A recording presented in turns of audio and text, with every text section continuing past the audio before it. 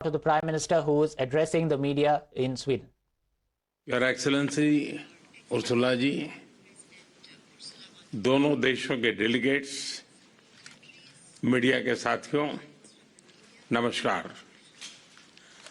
सबसे पहले मैं प्रधानमंत्री क्रिस्टन से उनके स्नेहपूर्ण स्वागत के लिए हृदय से धन्यवाद करता हूं। कुछ समय पहले मुझे स्वीडन के royal order of the polar star के सर्वोच्च सम्मान से सम्मानित किया गया। ये सिर्फ मेरा सम्मान नहीं है, यह 140 करोड़ भारतवासियों का सम्मान है। यह स्वीडन के हमारे उन सभी साथियों का भी सम्मान है जिन्होंने भारत स्वीडन संबंधों को समृद्ध किया, एक मजबूत आधार दिया। आज के कार्यक्रम में शामिल होने के लिए मैं उर्सुला जी का विशेष आभार व्यक्त करता हूं।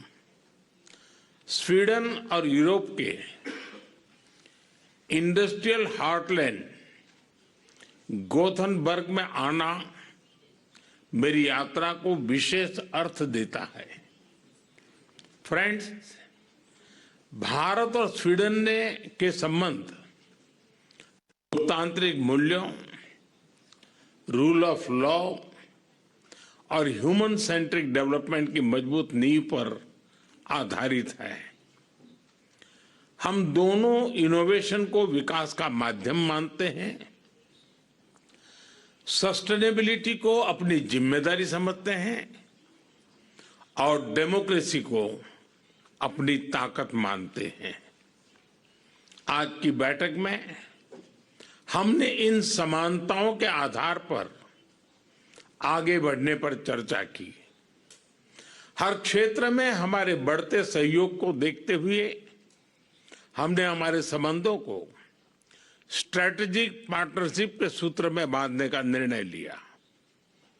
इस पार्टनरशिप के अंतर्गत हम ग्रीन ट्रांजिशन, रक्षा, इमर्जिंग टेक्नोलॉजीज तथा पीपल टू पीपल टाइज जैसे मुख्य स्तंभों पर आगे बढ़ेंगे। फ्रेंड्स, एआई, हेल्थ टेक और ग्रीन मोबिलिटी जैसे हाईटेक क्षेत्रों में हमारे सहयोग का बहुत बड़ा पोटेंशियल है। इस वर्ष भारत में आयोजित एआई इम्पैक्ट समिट में स्वीडन से एक बड़ी बिजनेस डेलीगेशन ने भाग लिया। हम Sweden India technology and AI corridor को मजबूत करने के लिए ठोस इनिशिएटिव्स पर काम करेंगे। दोनों देशों के स्टार्टअप्स और रिसर्च इकोसिस्टम्स के बीच संपर्क बढ़ाने के लिए हम India Sweden science and technology centre बनाने जा रहे हैं। क्लाइमेट चेंज और सस्टेनेबिलिटी, इस पर भी भारत और स्वीडन की सोच में स्ट्रांग कन्वर्जेंस है। Leadership group for industry transition यानी लीड आईटी हमारा साझा ग्लोबल इनिशिएटिव है, जिसके अंतर्गत हम लो कार्बन इंडस्ट्रियल ट्रांसफॉर्मेशन पर बल दे रहे हैं। आज हमने इसके तीसरे चरण पर काम करने का निर्णय लिया। भारत में ग्रीन हाइड्रोजन, सर्कुलर इकोनॉमी और सस्टेनेबल इंफ्रास्ट्रक्चर पर बड़े पैमाने पर काम किया जा रहा है। हम स्वीडन की टेक्नोलॉजी और भारत के स्केल को मिलाकर पूरे विश्व के लिए क्लाइमेट सॉल्यूशंस तैयार कर सकते हैं। भारत और स्वीडन का आर्कटिक रीजन पर सहयोग वैश्विक क्लाइमेट अंडरस्टैंडिंग में महत्वपूर्ण योगदान दे रहा है। फ्रेंड्स, रक्षा के क्षेत्र में हमारा सहयोग निरंतर बढ़ रहा है। स्वीडन की कंपनियों द्वारा भारत में प्रोडक्शन फैसिलिटीज बनाया जाना इस बात का प्रमाण है कि हम बायर सेलर रिलेशनशिप से आगे बढ़कर लॉन्ग टर्म इंडस्ट्रियल पार्टनरशिप की ओर बढ़ रहे हैं। फ्रेंड्स, उर्सला जी की उपस्थिति आज इस अवसर को और भी विशेष बनाती है। इस वर्ष जनवरी में उनकी भारत यात्रा के दौरान हमने भारत ईयू संबंधों को नई ऊंचाइयों पर ले जाने के लिए कई ऐतिहासिक निर्णय लिए थे। मुझे खुशी है कि उन सभी आउटकम्स पर प्रगति हो रही है। इंडिया ईयू एफटीए से इंडस्ट्रीज, इन्वेस्टर्स और इनोवेटर्स के लिए नए अवसर खुलेंगे। उर्सुला जी के शब्दों में कहूं तो यह मदर ऑफ ऑल डील्स है। सिक्योरिटी एंड डिफेंस पार्टनरशिप और मोबिलिटी एग्रीमेंट से हमारी स्ट्रेटेजिक और पीपल सेंट्रिक पार्टनरशिप को नई गहराई मिली है। India EU trade and technology council ने हमारी साझेदारी को सशक्त बनाया है।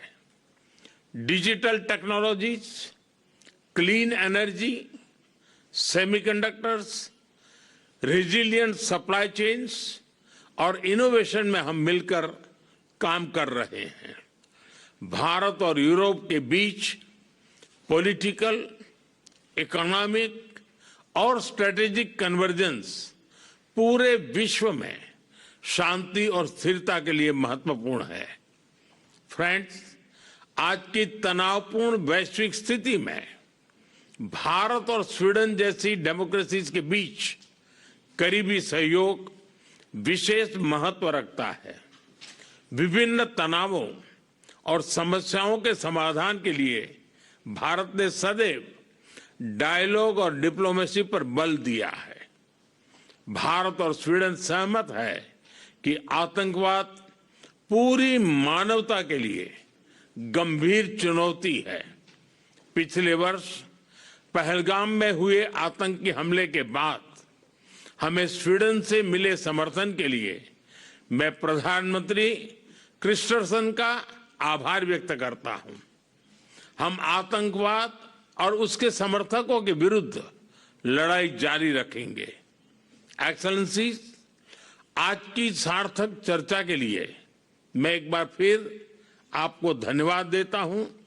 मुझे पूरा विश्वास है कि हमारे साझा प्रयासों से भारत स्वीडन और भारत यूरोप की साझेदारी निरंतर आगे बढ़ती रहेगी और हम मिलकर वैश्विक शांति, सुरक्षा और समृद्धि में अपना योगदान देते रहेंगे। बहुत बहुत धन्यवाद। Thank you.